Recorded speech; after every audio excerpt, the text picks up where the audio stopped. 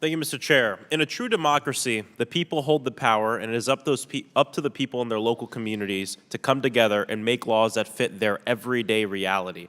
And what I'm describing is local control, and local control is the bedrock of liberty.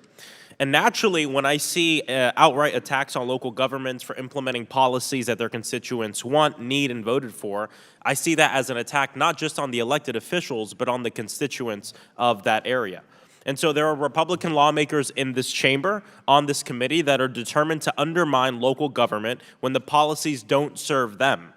This is very true and something that I recognize all the time in my district of Central Florida, that it's constantly under attack by the Florida State Legislature and Governor Ron DeSantis. And so I know all about Republican lawmakers that have this same agenda, using fear, intimidation, and ultimately trying to use their action to stifle local government and to stifle democracy. Republican lawmakers want to talk about public safety with a straight face while refusing to do anything about gun violence in this country. Republicans want to talk with a straight face about protecting students in schools without doing anything to change the fact that the leading cause of death in this country for a kid is to be shot to death. Ron DeSantis then failed to secure funds to implement laws that Floridians want, like red flag laws and extreme risk protection orders, because of a complete disregard of what local communities want and because of sheer incompetence. The intent of the DC Home Rule Act was to, quote, grant the inhabitants of the District of Columbia powers of self-government. Not only that, but DC has an elected chief executive, the mayor, and an elected legislature, the DC City Council. And if DC residents do not like how their elected representatives govern, guess what? They can vote them out of office. Mayor Bowser, you have served on both the DC Council and as mayor. How many times were you elected to the council, and how many times have you been elected as mayor? I was elected 3 times. I served almost 8 years as a council member, and I'm starting my 9th year as mayor, 3 times. The United States Congress has 535 voting members. DC residents cannot vote for a single one of those voting members out of office.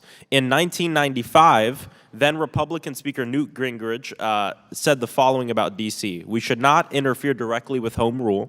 Those of us who visit and who come here only for the purpose of representing our communities do not have the knowledge and do not have the right to micromanage the daily lives of the people of this city."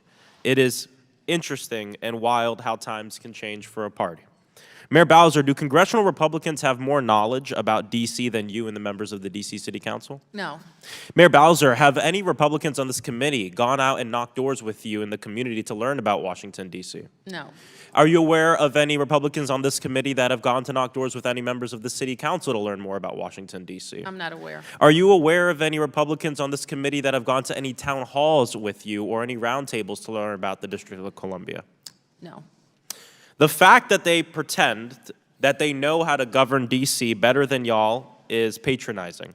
And as I've said before, I don't agree with every local policy out there, but I respect certain decisions made under home rule. And there are Republicans here so preoccupied with trying to govern D.C., it makes you wonder who they're really trying to represent. I urge my colleagues to support statehood for the nearly 700,000 D.C. residents. I thank you all for your time, and I apologize that you have to waste your time at a hearing like this, especially on your daughter's birthday. We say happy birthday to your daughter, and I yield back. What would you yield to me, Mr. Frost? Yes, I yield to Mr. I Conlon. thank my